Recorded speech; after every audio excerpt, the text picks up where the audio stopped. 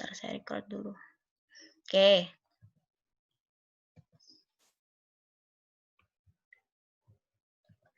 Nah, yang pertama divisi dalam biopsikologi ada psikofisiologi. Ini hanya refresh saja ya. Tentunya teman-teman juga sudah pernah tahu ya, sudah pernah mempelajari. Ini kita ingatkan.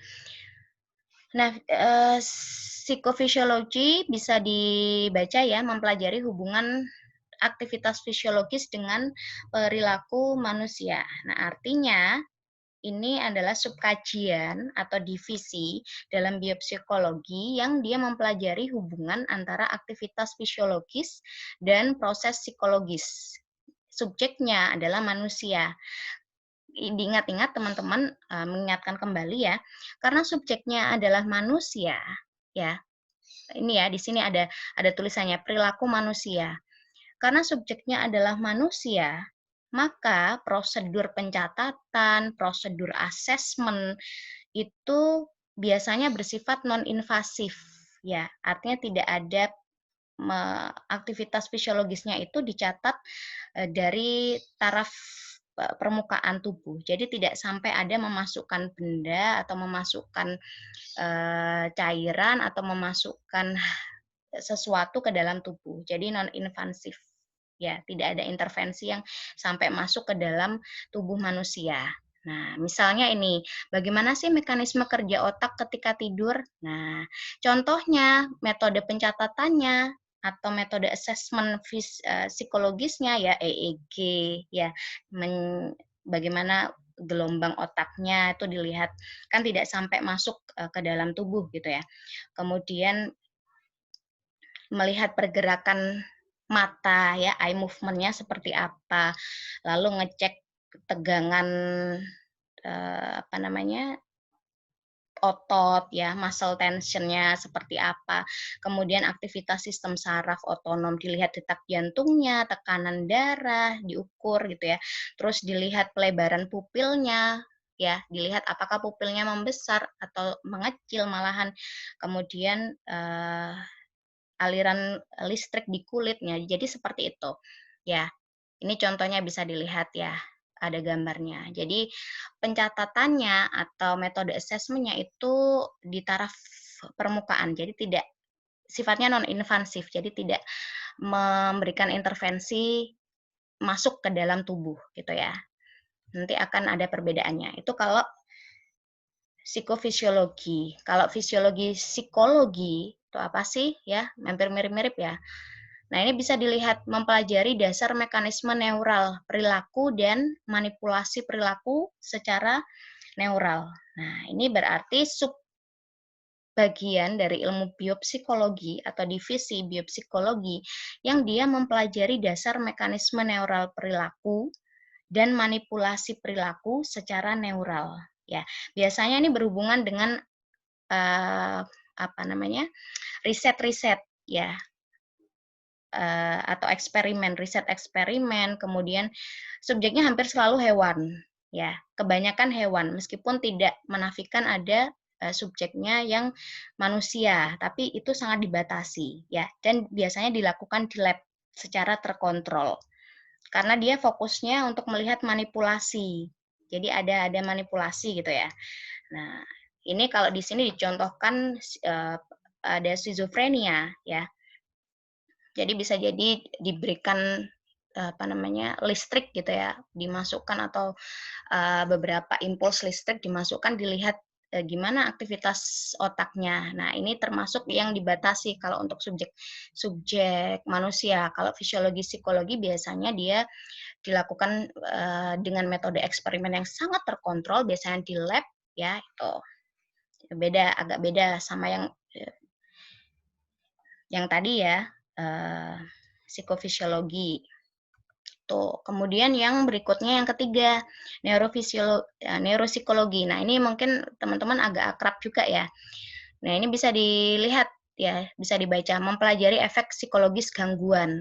Nah, tentunya berarti ini divisi biopsikologi yang mempelajari efek psikologis dari kerusakan otak ya pada manusia. Tuh, jelas bahwa subjeknya manusia juga, jadi tidak dapat secara secara apa namanya ya, secara praktis atau secara sengaja itu dipaparkan. Jadi, disiplin ilmu ini, divisi ilmu ini, dia mempelajari manusia-manusia, ya individu-individu yang habis kecelakaan, kena trauma. Nah, itu baru kemudian dilihat bagaimana neuronya, bagaimana hubungan kerusakan otak ya, brain damage-nya dia, kemudian dengan aktivitas neuro yang ada, aktivitas sarafnya seperti apa. Tuh, jadi dia subjeknya adalah individu-individu yang mengalami brain damage, jadi ada kerusakan otak ya. Tuh, hampir sering neuropsikologi ini dilakukan pada studi kasus, jadi sifatnya studi kasus, bukan eksperimen ya. Meskipun toh nanti jatuhnya juga studi eksperimen ya, karena kita melihat tapi bukan eksperimen murni, bukan eksperimen pure gitu ya. Jadi kuasi eksperimen kalau kalian pernah dengar gitu ya. Jadi studi eksperimental semu. Jadi pasien-pasien yang mengalami brain damage, mereka dilakukan beberapa treatment intervensi. Nah, itu dilihat bagaimana aktivitas otaknya, kerusakan otaknya seperti apa. Tuh. Jadi bagaimana sih aktivitas saraf ya yang disebabkan kerusakan otak. Nah, itu bisa karena penyakit, kecelakaan atau karena efek dari bedah saraf. Ada pasien-pasien kan banyak ya yang habis melakukan bedah kemudian mengalami efek samping. Nah, itu di sini neuropsikologi yang mempelajari. Tuh kemudian ada yang namanya psikologi komparatif. Nah, ini bisa dilihat ya, membandingkan dasar biologis perilaku berbagai spesies, terutama dalam menjelaskan genetik, evolusi, dan perilaku adaptif. Nah, jadi psikologi komparatif ini divisi biopsikologi ya, yang dia secara umum belajar bagaimana biologi perilaku ya.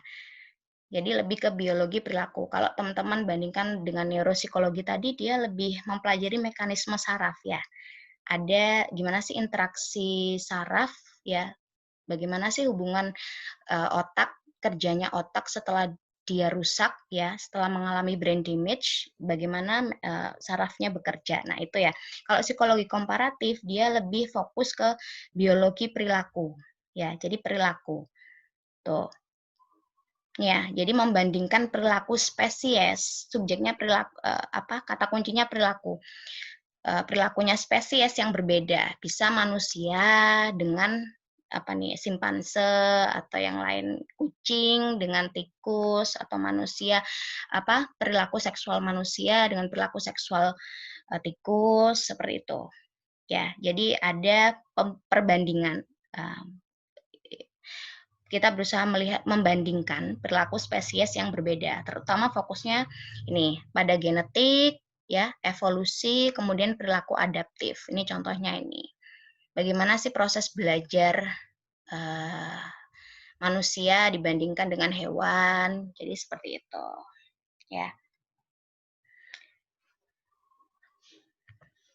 Kemudian ada yang namanya psikofarmakologi. Nah, ini juga tidak asing ya. Kalau teman-teman yang dulu biopsikologinya saya masuk gitu ya kelas, saya biasanya cerita dulu di psikologi ini ada namanya mata kuliah psikofarmakologi. Nah, itu. Tapi sekarang sudah tidak ada ya, leburnya ya jadi satu biopsikologi ini termasuk, tapi tidak terlalu dalam seperti dulu. Nah, saya dulu itu sempat dapat psikofarmakologi, yang ngajar ya Prof. Zainuddin dari farmasi, tuh. Jadi kita mempelajari ini efek-efek obat ya terhadap perilaku manusia dan cara kerja otak. Ya, jadi sebenarnya mirip kalau kalian ingat ya, hampir mirip dengan psikologi fisiologi, ya. Kecuali bagian ada manipulasi obat ini kalau psikofarmakologi. Jadi manipulasi aktivitas sarafnya itu menggunakan obat-obatan. Jadi kita berusaha untuk melihat efek obat ya terhadap aktivitas saraf dan jatuhnya ke perilaku manusia. Tuh. Walaupun obat kalau di psikofarmakologi ya, walaupun obatnya itu kadang-kadang digunakan untuk melihat tadi, untuk melihat kita kasih obat ya, kita memanipulasi, kemudian kita berusaha untuk melihat aktivitas sarafnya seperti apa, perilakunya jadi seperti apa. Itu, tapi tetap muaranya nanti kalau psikofarmakologi ya untuk mengembangkan obat terapeutik atau untuk mengurangi penyalahgunaan obat. Jadi muaranya tetap aplikatif sifatnya ya. Jadi manipulasi obat ini digunakan untuk pada akhirnya adalah menemukan obat yang baik ya. Tuh, jadi ini seperti ini ya, misalnya kasus Alzheimer. Nah, ini dilihat karena Alzheimer biasanya dihubungkan juga dengan jumlah dopamin di otak. Nah, itu dilihat obat mana sih yang bisa meningkatkan jumlah dan efek dopamin. Nah, berusaha untuk melihat mana obat yang terbaik tuh dengan melakukan manipulasi itu tadi. Manipulasi aktivitas syaraf dan perilaku menggunakan obat, itu kata kuncinya. Obat atau zat kimia ya. Kemudian kita lanjut ya. Yang berikutnya adalah neuroscience kognitif. Nah, kalau teman-teman amati ya, gambarnya ada seperti ini ya. Jadi divisi biopsikologi ini itu kalau dari sejarahnya itu yang paling muda di biopsikologi. Jadi yang muncul belakangan baru-baru ini. Namun kini kalau teman-teman lihat itu sangat berkembang pesat ya. Ada yang namanya neurofeedback, kalau teman-teman browsing bisa ya. Banyak sekali referensi yang bisa kalian gunakan. Jadi jangan terpaku pada perkuliahan, teman-teman bisa banyak belajar entah itu dari referensi buku, jurnal, ilmunya itu selalu update gitu ya. Jadi sering-seringlah baca, sering-seringlah cari referensi. Tuh. Nah, ini neuroscience kognitif, dia ini mempelajari dasar neural ya dari proses kognitif. Tuh. Jadi divisi ini gampangnya itu mempelajari proses intelektual yang lebih tinggi. Jadi mempelajari proses kognisi kita ya. Proses kognisi kita itu kan sangat-sangat ditentukan oleh aktivitas neural ya, aktivitas saraf. Tuh, jadi neuroscience kognitif ini berusaha untuk mempelajari proses kognisi manusia ya. Subjeknya manusia ya. Karena yang dipelajari adalah proses kognisinya. Siapa sih yang bisa punya kemampuan melakukan kognisi, gitu ya, kemampuan kognitif, mempelajari proses intelektual ya manusia. Jadi subjeknya manusia, ya. Jadi metode utamanya tentu kalau kembali lagi ingat ya, kalau subjeknya manusia itu metode assessment, metode pencatatan itu bersifat non-invasif. Jadi jarang sekali manipulatif ya. Boleh manipulatif tapi akan sangat dibatasi karena menyangkut etis juga. Tuh, metode utamanya kalau di sini biasanya adalah pencitraan fungsi otak ya. Tuh, jadi seperti ini, biofeedback, neurofeedback tuh. Jadi berusaha untuk memotret bagaimana sih aktivitas neural kita, aktivitas syaraf kita. Tuh. Lanjut ya. Nah, ini metode dalam biopsikologi ya, eksperimen atau clinical study tadi ya, eksperimen atau studi kasus ya. Kemudian subjeknya bisa tidak menggunakan hewan atau apakah ini harus menggunakan manusia atau seperti apa? Nah, itu kalau dalam biopsikologi ya. Jadi ada tren yang ada poin yang penting yaitu apakah eksperimen dilakukan secara eksperimen ataukah studi kasus ya diberikan kepada manusia ataukah hewan ya. Tuh. Jadi itu yang tadi yang membedakan divisi-divisi dalam biopsikologi ya. Jadi kalau nanti UTS ya diingat aja kalau subjeknya manusia ya metodenya pasti non invasif ya. Tuh, jadi intervensinya tidak mungkin melibatkan manipulasi yang terlalu banyak, gitu. Sebaliknya kalau, melibatkan, binatang, itu di mana? Biasanya akan di lab. Nah, itu untuk ingat-ingat aja. Nah, ini ya, kalau eksperimen, ya, kita akan diberikan suatu treatment, ya, atau suatu perlakuan. Nah, nanti dilihat. Jadi ada perlakuan, ada faktor X yang diberikan. Nah, sesudah sesudah itu akan dilihat perubahannya, ya. Jadi kalau eksperimen, kita memberikan intervensi, kita memberikan perlakuan tertentu.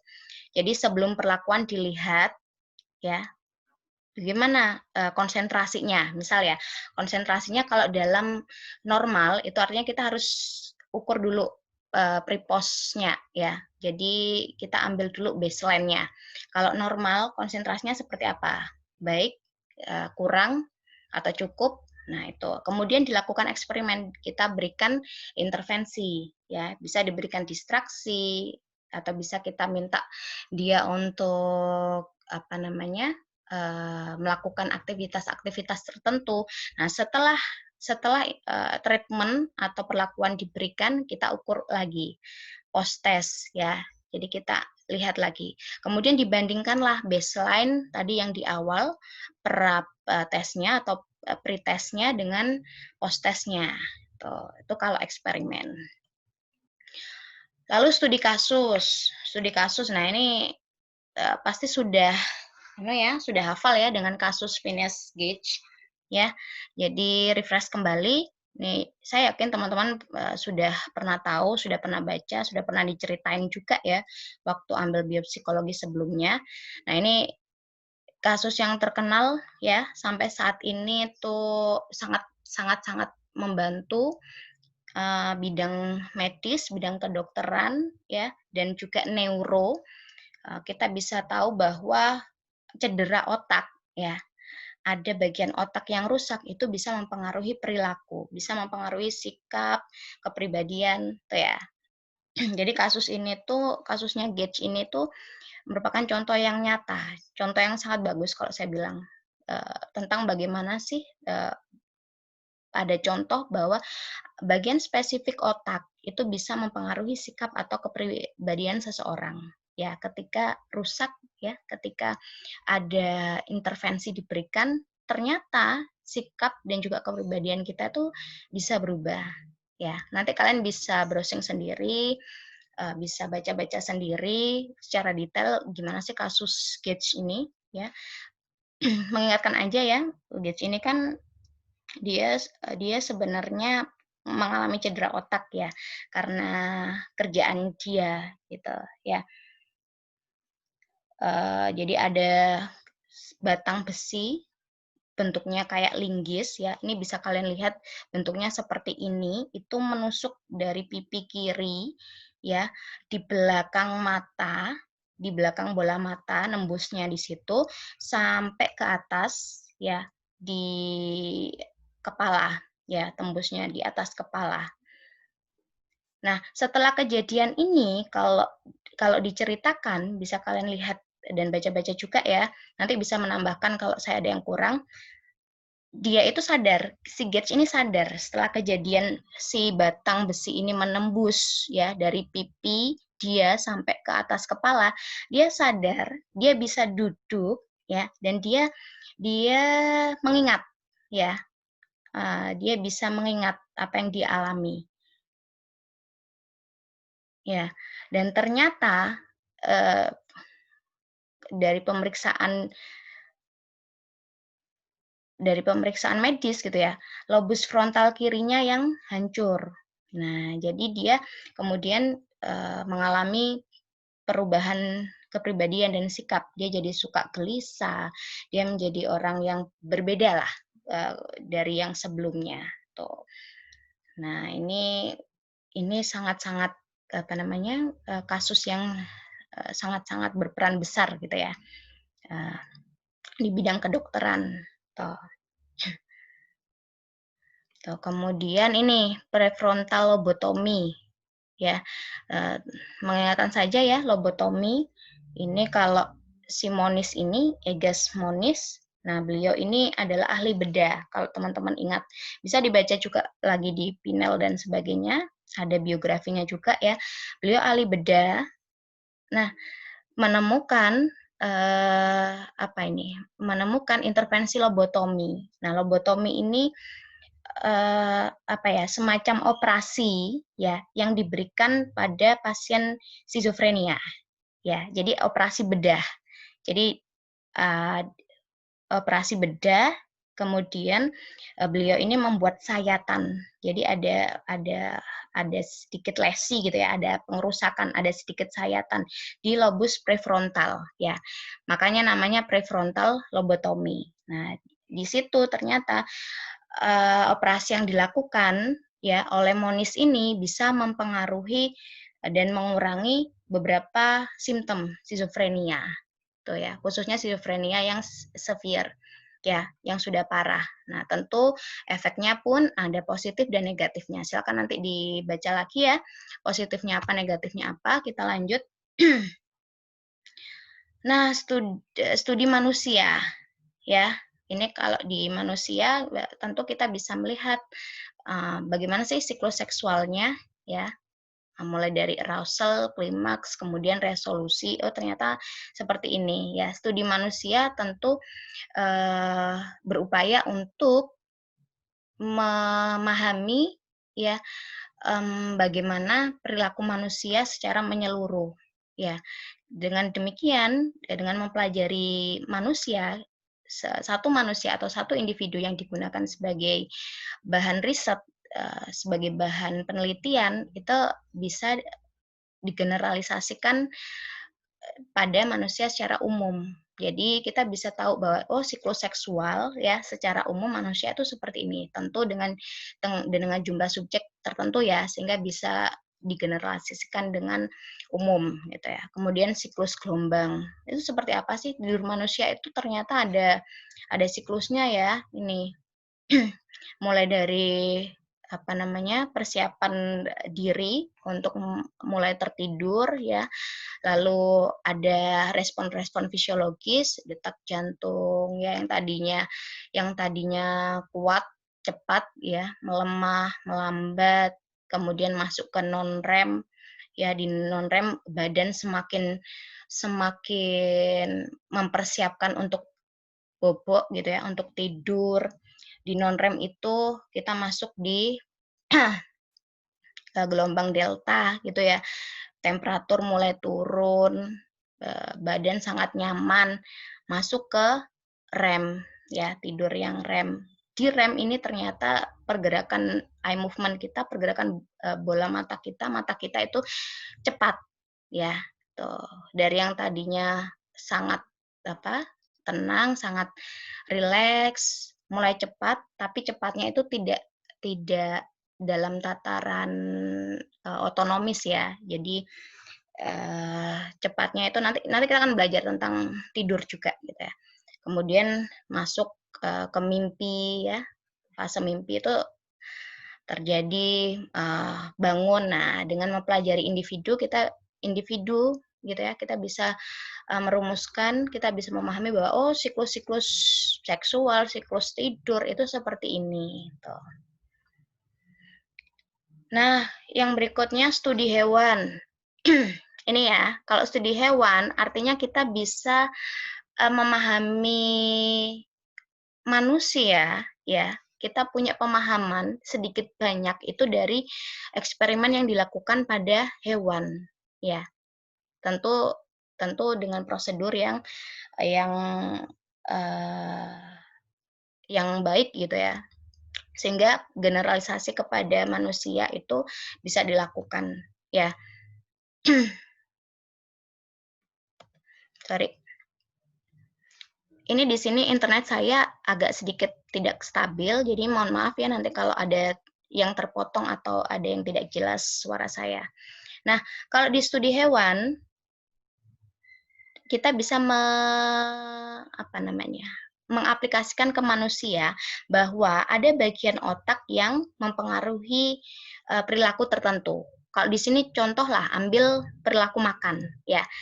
Masih ingat bagian apakah itu yang mempengaruhi nafsu makan?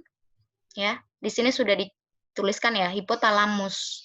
Nah, secara naluriah saat kita lapar ya, saya, kalian lapar dan kita melihat ada makanan, tentu keinginan dan nafsu makan kita naik ya. Nafsu makan kita meningkat. Lalu gimana rasa lapar itu bisa muncul? Nah, kadang kan ada manusia, ada kita gitu ya, yang sering lapar, gampang merasa lapar, tapi ada juga yang jarang lapar, ya. Nah, ternyata perilaku makan manusia itu bisa dipelajari dari hasil eksperimen terhadap hewan. Nah, di sini tikus gitu ya, salah satunya contohnya. Nah, nafsu makan kita itu kan dikontrol oleh otak ya, dan juga hormon tentu. Yang terbesar ini hipotalamus ya. Jadi otak dan juga hormon ini saling kerjasama untuk merespon ketika nafsu makan kita sedang meningkat atau ketika nafsu makan kita menurun. Nah, sinyal lapar ini sebenarnya kan berasal dari ketika gula darah kita turun setelah dipakai ya untuk jadi energi. Bisa dipakai aktivitas, bisa dipakai belajar. Itulah sebabnya kenapa mahasiswa ketika belajar keras gitu ya, lalu gampang lapar ya. Itu salah satunya karena gula darahnya jadi turun ya, karena energinya terpakai. Nah, otak itu punya pengaturan sendiri untuk mengatur energi yang masuk dan keluar. Nah, tubuh kita itu kan akan selalu berusaha untuk menjaga homeostatisnya ya, menjaga keseimbangannya. Nah, otak ini membuat nafsu makan meningkat atau menurun. Jadi nafsu makan kita naik atau turun itu tergantung dari otak.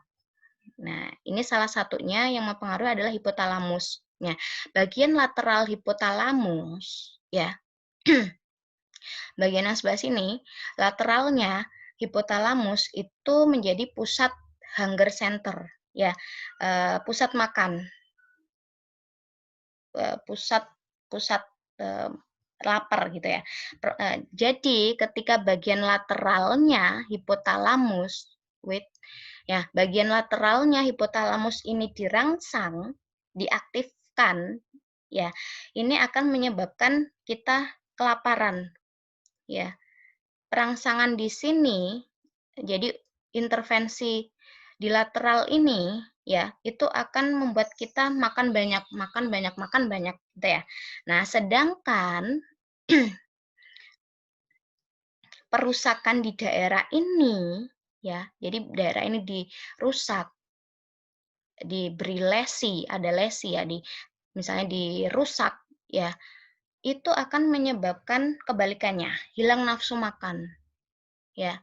Jadi mesio apa ya, meskipun energi kita terkuras, habis, ya ada makanan menggiurkan di depan kita, kita nggak akan merasa lapar, ya. Itu kalau rusak di bagian lateralnya.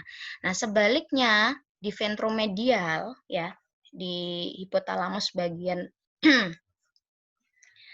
bagian ventromedial ini itu sebagai pusat kenyang, pusat rasa kenyang. Nah, sama seperti lateral, kalau dirangsang, namanya aja pusat makan ya, pusat lapar. Kalau dirangsang, dia akan lapar, dia merasa pingin makan, makan, makan terus. Nah, kalau ventromedial sebagai pusat rasa kenyang, kalau dirangsang, dia akan menimbulkan perasaan kenyang, rasa kenyang, ya. Jadi terasa penuh.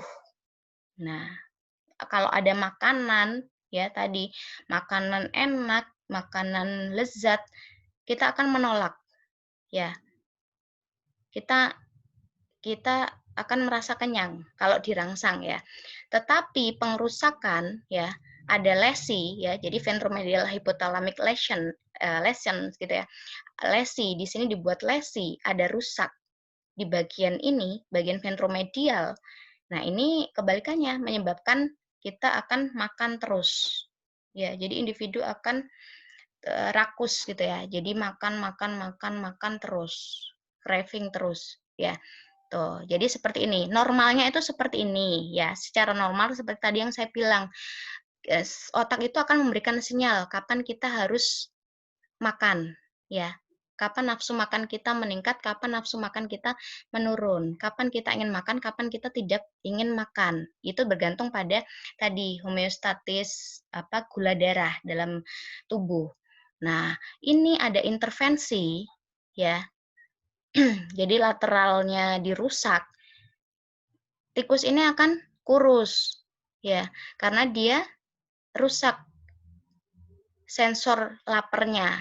Jadi meskipun energinya terkuras gitu ya, sebenarnya dia butuh asupan karena pusat pusat laparnya dia rusak, maka dia tidak akan merasa lapar. Nah, ini sebaliknya tikus yang satunya. Tikus yang satunya ini ya, ventromedialnya dirusak ya. Jadi pusat kenyangnya dirusak, maka dia tidak akan merasakan kenyang. Meskipun pasokan energinya itu masih banyak, ya dia merasa kurang terus, pengen makan terus, gitu ya. Jadi ini bisa diterapkan, studi pada hewan bisa diterapkan ke manusia. Nah itu tadi tentunya harus melewati prosedur yang baik gitu ya, yang ilmiah. Ini kemudian berikutnya pendekatan ilmiah dalam biopsikologi. Bagaimana sih biopsikologi membuktikan klaimnya? Benar nggak sih biopsikologi itu pendekatan yang ilmiah? Ya, biasanya ilmu-ilmu tentang perilaku, ilmu sosial gitu ya, itu ditanyakan ya, apakah benar-benar ilmiah? Psikologi pun seperti itu. Apakah psikologi itu ilmiah? Ya, apa buktinya? Nah, tentu kalau yang namanya ilmiah harus bisa diuji secara empiris ya. Jadi kayak ada riset-riset eksperimen itu sangat membantu klaim kita bahwa ini kita itu salah satu disiplin ilmu ya yang ilmiah gitu ya. Kemudian ada alat ukurnya ya. Ada kemudian ada eh, pengaruh teknologi juga ya.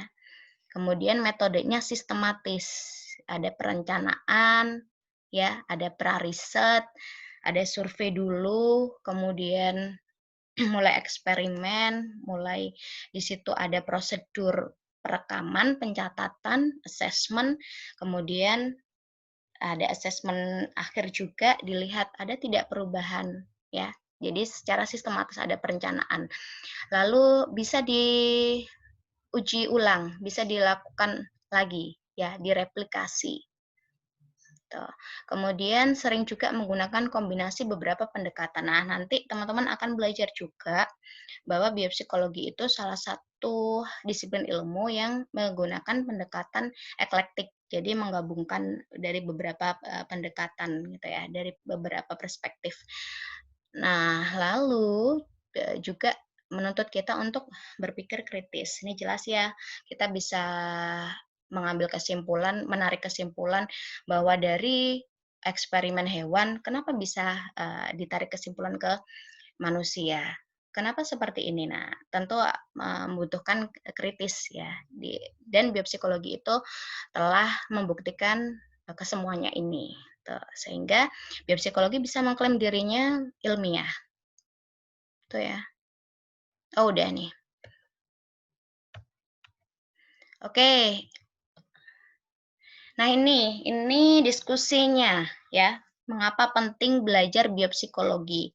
Tadi sudah ada sempat saya singgung ya, sudah ada clue juga. Nah, silakan nanti teman-teman bisa bisa belajar lagi, bisa baca-baca buku, bisa tanya ke kami juga. Kami sangat terbuka ya. Kalau ada yang mau sharing, ada yang mau diskusi, sangat senang sekali. Nah, kemudian bagaimana cara ilmiah biopsikologi untuk membuktikan klaim ilmiahnya? Nah, ini di slide sebelumnya tadi sudah dijelaskan juga ya. Tuh. Oh, saya rasa diskusi kritis ini sudah terjawab sih. Oke, sampai di sini ada yang mau ditanyakan terkait materi?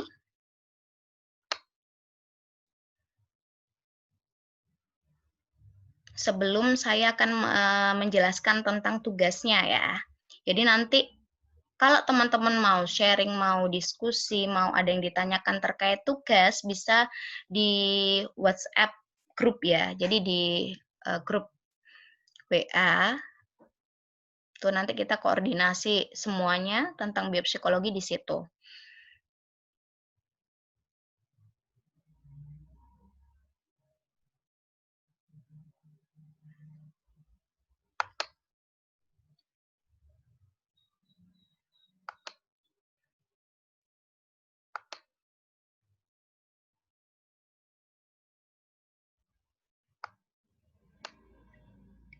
Oh ya, teman-teman sudah pada berpakaian rapi. Nanti sebelum saya akhiri ya, atau sebentar lagi deh kita bisa ambil, saya akan ambil screen capture.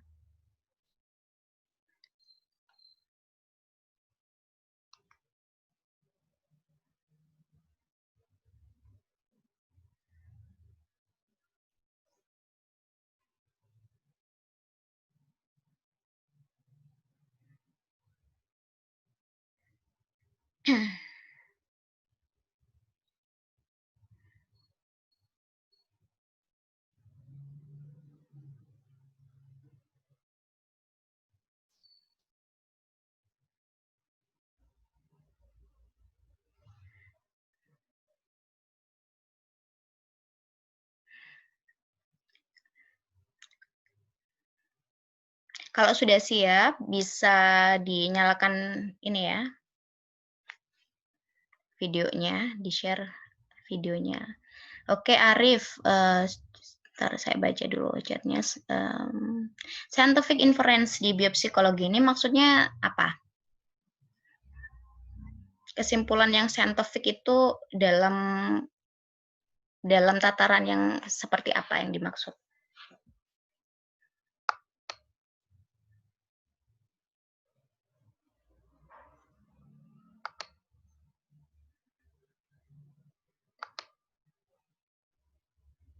Saya bukakan RPS ya untuk menjelaskan tentang tugas yang harus kalian lakukan pada pertemuan pertama.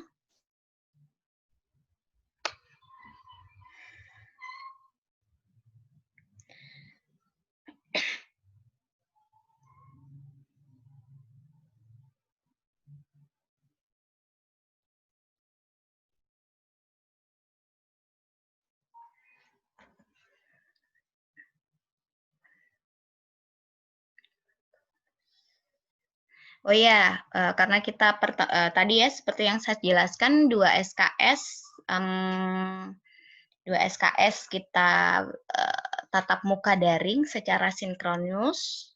Nanti 2 SKS yang lain adalah tugas mandiri. Jadi secara asinkronus, baik itu teman-teman belajar dari jurnal, tergantung nanti ya penugasannya. Kalau yang di pertemuan pertama ini, kalian membuat mind map. Jadi kalian belajar dari referensi yang sudah disediakan ya. Di sini dijelaskan Pinel bab 1. Tapi nanti tidak menutup kemungkinan kalian bisa menggunakan referensi dari manapun ya. Dan ingat, di bawahnya ya, besok pertemuan kedua ya, secara acak mahasiswa akan ditunjuk untuk presentasi tugas. Ya, ini ya.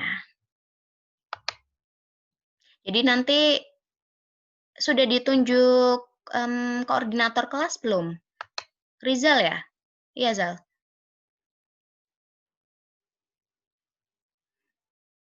Jadi nanti senyamannya saja ya, tugasnya mau dikumpulkan seperti apa.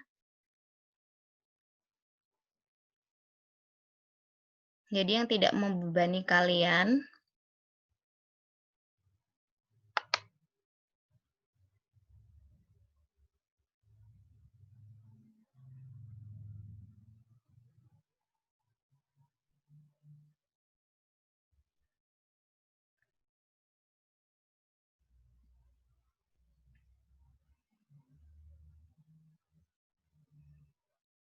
Jadi ini ya, saya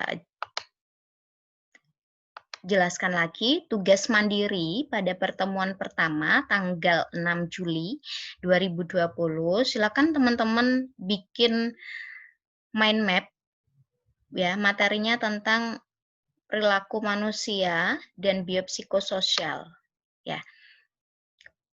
Untuk membantu poin-poinnya apa saja bisa dilihat di bagian ini ya.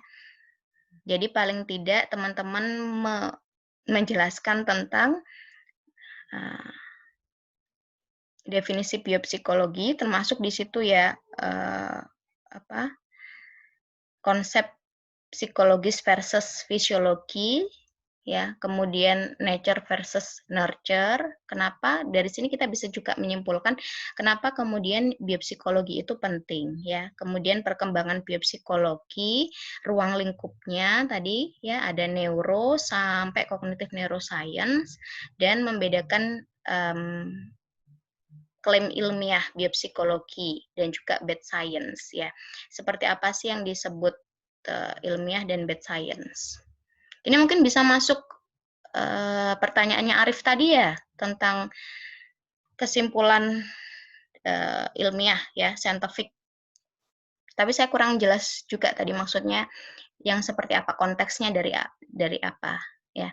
Nah, ini nanti bisa dilihat mana sih sebenarnya ilmu yang ilmiah, artinya bukan yang mengaku-ngaku ilmiah, tapi benar-benar ilmu ilmiah, dan mana sih yang dia bilang ilmiah, tapi ternyata dia tidak memenuhi prosedur dan juga kriteria untuk disebut ilmiah. Jadi bad science ya. Tuh. Eksperimen hewan dan manusia juga. Eksperimen hewan atau manusia yang seperti apa sih?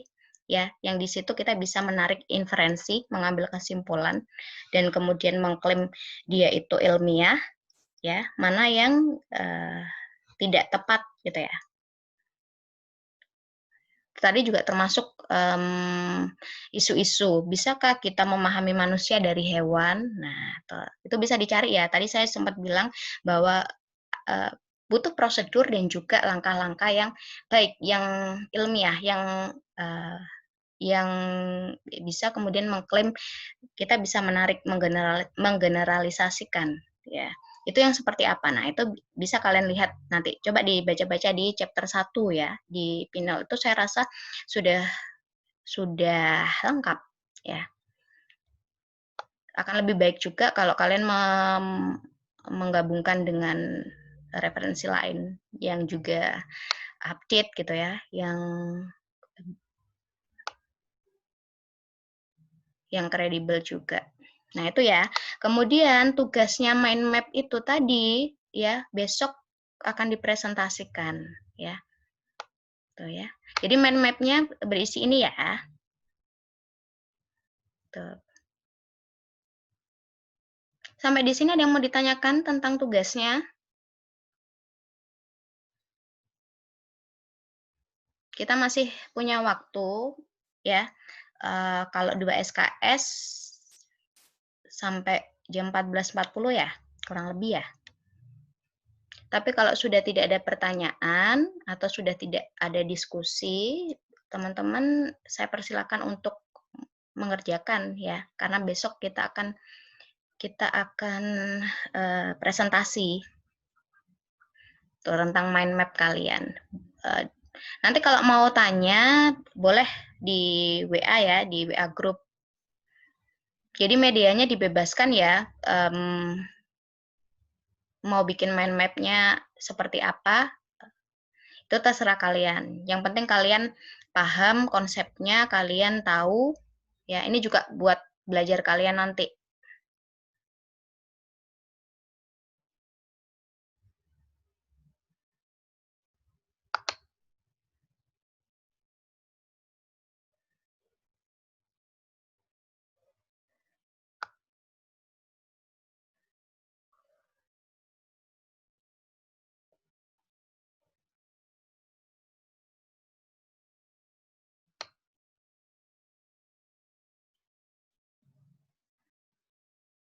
Belum Bentar Arif ya.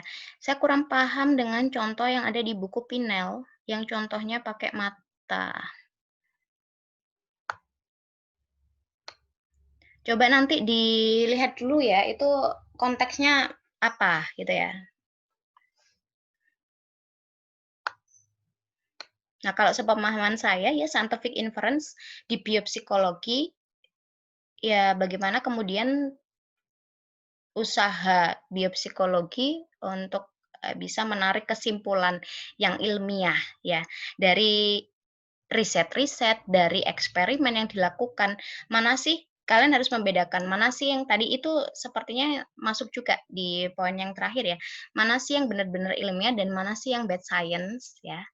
Bisa tidak kita mempercayai disiplin ilmu ini, karena banyak kan, bilangnya biopsikologi kemudian di dalamnya ada bermacam-macam, ada neurofeedback, neuro, kognitif juga masuk, kemudian biofeedback. Nah, itu bisa kalian lihat ya, yang ada di masyarakat sekarang ini kan banyak ya, ada intervensi banyak-banyak yang mengatasnamakan biopsikologi, mana sih yang scientific gitu ya, mana sih yang, inferensinya kuat. Nah, itu bisa dilihat.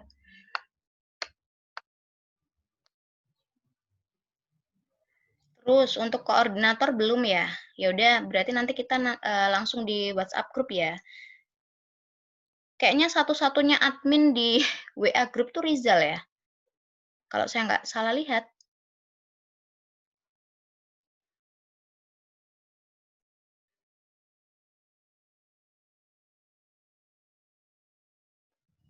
Oh ya, ya wes berarti kamu kamu yang mengkoordinir semuanya, ya Zal. Tapi nanti teman-teman bantu juga, oke? Oke, terima kasih. Masih ada 10 menit ya, kalau ada yang mau didiskusikan, ada yang mau tanya silakan, saya sangat terbuka, atau nanti bisa lanjut lanjut di WhatsApp grup, monggo silakan gitu ya, tuh. Tapi saya perlu Arif, semangat Mas Rizal. Ya udah Arif yang bantuin Rizal gitu ya. Eee, tapi saya perlu perlu perlu kepastian nih untuk materi yang tadi sudah saya paparkan ya, cukup jelas kah? Ada yang mau bertanya?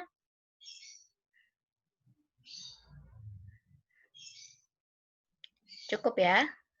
Oke, kalau begitu silakan teman-teman bisa bersiap-siap ya, saya akan, ambil screen capture kalian. Latisa, PPT biopsi ini bisa diakses lewat mana? Nanti sementara, akan kami bagikan di grup ya, di WhatsApp grup. Karena menurut info dari Bu Neni sebenarnya akan disiapkan di Saike. Jadi semua file-file akan ada di Saike. Namun ternyata masih masih dalam proses ya. Kalian belum bisa akses biopsikologi untuk semester antara kan ya? Dari Saike ya?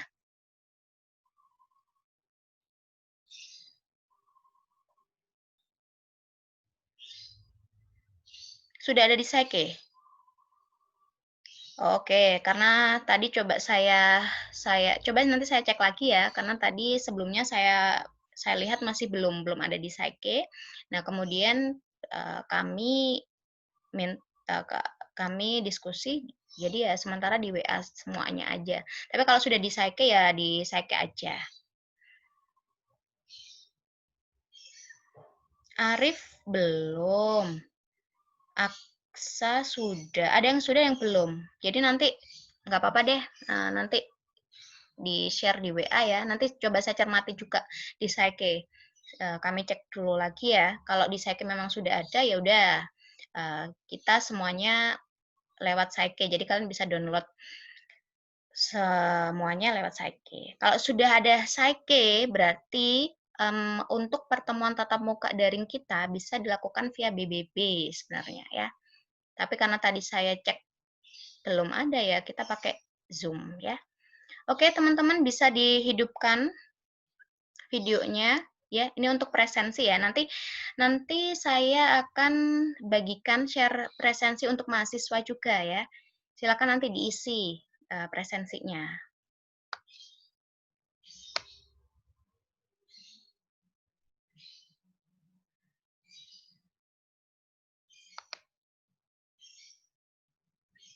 Oke, waduh anak-anak yang manis-manis. Satu ya pesannya ya, tetap semangat ya, happy. Pokoknya kuncinya happy aja, ya.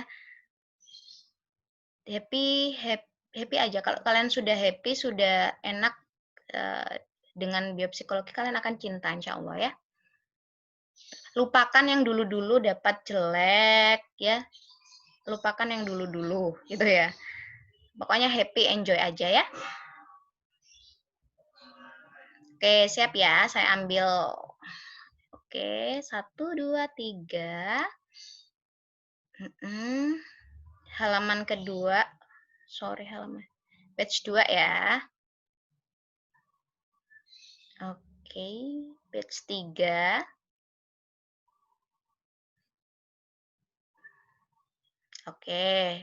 Oke, terima kasih semua ya. Tetap jaga kesehatan ya.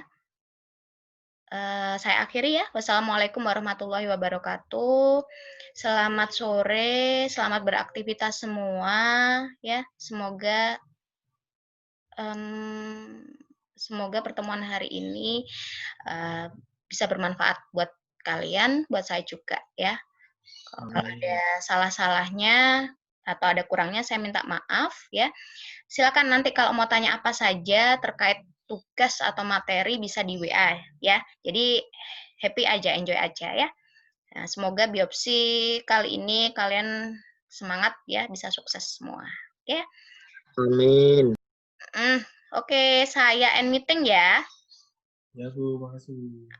Makasih. Ya, sama-sama.